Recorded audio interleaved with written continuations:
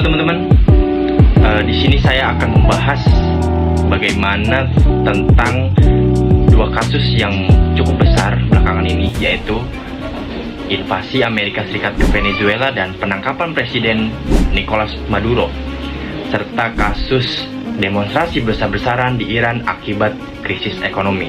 Nah, saya akan menjelaskan bagaimana dua kasus ini dilihat dari perspektif komunikasi politik. Perkenalkan, nama saya Andi Hardiansyah. Saya dari mahasiswa kampus Universitas Paramadina. Ini dia videonya. Beberapa waktu lalu, dunia internasional dikejutkan oleh keputusan Presiden Amerika Serikat Donald Trump karena ia memerintahkan untuk invasi militer ke Venezuela melalui operasi bernama Absolute Resolve.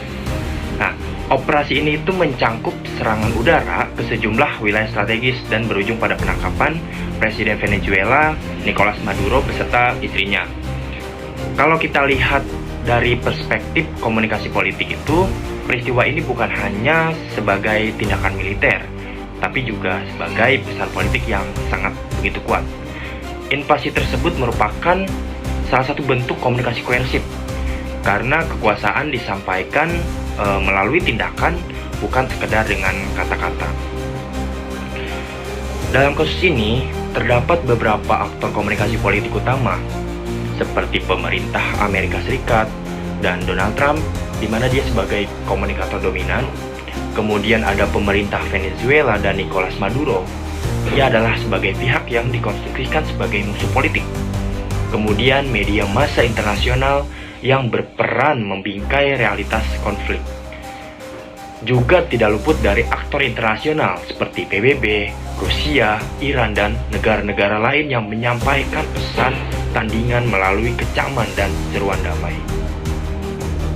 Secara verbal, Donald Trump telah membingkai serangan ini dengan narasi perang melawan narkoba dan penegakan demokrasi. Namun, framing ini juga berfungsi sebagai legitimasi politik untuk membenarkan tindakan agresif Amerika Serikat di mata publik domestik dan internasional. Nah, di balik narasi tersebut, muncul kecurigaan kuat adanya kepentingan ekonomi, terutama dengan terkait cadangan minyak di Venezuela. Terkait framing media besar di Amerika Serikat cenderung menampilkan kalau serangan ini itu sebagai langkah tegas demi keamanan dan demokrasi. Sementara itu, media internasional banyak membingkainya sebagai pelanggaran kedaulatan dan bentuk intervensi sepihak. Nah, perbedaan framing ini menunjukkan bagaimana media berperan penting dalam membentuk opini publik. Jika kita tarik kesimpulan dari sudut pandang komunikasi politik, invasi yang dilakukan oleh Amerika ke Venezuela itu memperlihatkan bahwa kekuasaan dapat dikomunikasikan melalui narasi moral dan tindakan militer secara bersamaan. Nah, kasus ini tuh menegaskan bahwa konflik internasional tidak hanya terjadi di medan perang, tetapi juga di ruang komunikasi dan pembentukan makna. Kita beralih pada kasus demonstrasi besar-besaran yang terjadi di Iran akibat krisis ekonomi. Nah, sejak akhir Desember 2025 ini, Iran menghadapi gelombang demonstrasi besar-besaran yang dipicu oleh krisis ekonomi serius. Nah, di sini nilai mata uang rial anjlok, kemudian inflasi melonjak hingga sekitar 40%, dan harga kebutuhan pokok meningkat tajam. Aksi ini tuh awalnya dilakukan oleh para pedagang di pasar-pasar utama Teheran. Namun kemudian meluas ke ratusan kota dan melibatkan mahasiswa serta masyarakat sipil. Jika saya berada di posisi pemerintah Iran, menurut saya pendekatan represif bukan solusi jangka panjang. Yang pertama, pemerintah itu harus meminta maaf, mengakui secara terbuka bahwa memang ada krisis ekonomi. Karena kan di dalam komunikasi politik, pengakuan ini penting untuk membangun kembali kepercayaan publik. Aktor komunikasi politik dalam kasus ini juga meliputi banyak gitu kan, seperti pemerintah Iran sebagai komunikator dominan, masyarakat sipil sebagai komunikator tandingan, kemudian media internasional sebagai penyebar informasi global, serta aktor eksternal seperti Amerika Serikat yang turut mempengaruhi dinamika melalui tekanan politik dan ancaman militer. Pemerintah Iran kemudian merespon aksi tersebut dengan pendekatan represif seperti penggunaan kekuatan aparat, penangkapan massal, serta pemadaman internet. Nah, dalam kajian komunikasi politik, respon ini merupakan bentuk komunikasi koersif yang justru berpotensi memperlemah legitimasi kekuasaan dan memperluas konflik. Dari perspektif komunikasi politik, kita bisa lihat bahwa peristiwa ini tidak hanya mencerminkan krisis ekonomi, tetapi juga kegagalan komunikasi antara pemerintah dengan rakyat.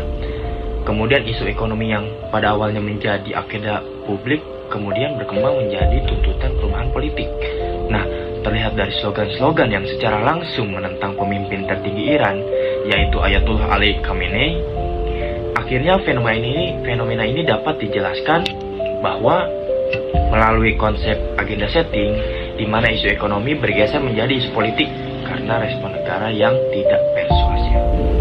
Nah, kemudian jika saya sebagai Presiden Iran juga, saya akan melakukan musyawarah dengan mengajak orang-orang yang berpengaruh pada masyarakat untuk demonstran yang banyak ini, atau tokoh-tokoh masyarakat yang mengajak demonstrasi besar-besaran untuk dipanggil ke dalam dan melakukan musyawarah serta diskusi untuk menyampaikan aspirasi masyarakat kepada pemerintah, sehingga pemerintah itu siap melakukan tindakan yang menjadi aspirasi dan keinginan masyarakat itu sendiri. Lalu pemerintah itu membuat perjanjian tertulis dengan perwakilan demonstrasi bahwa jika pemerintah berusaha menindaklanjuti sesuai keinginan masyarakat, para tokoh atau orang yang berpengaruh pada demonstrasi harus mau membantu pemerintah untuk membubarkan dan menenangkan demonstrasi. Karena para tokoh dan perwakilan itu kan pasti mereka orang-orang yang cerdas, orang-orang yang mengajak para demonstran untuk melakukan demonstrasi besar-besaran ini. Nah, kesepakatan ini itu bisa efektif asal perjanjian pemerintah terhadap demonstran tidak hanya hisapan jempol belaka, tetapi benar-benar dilakukan.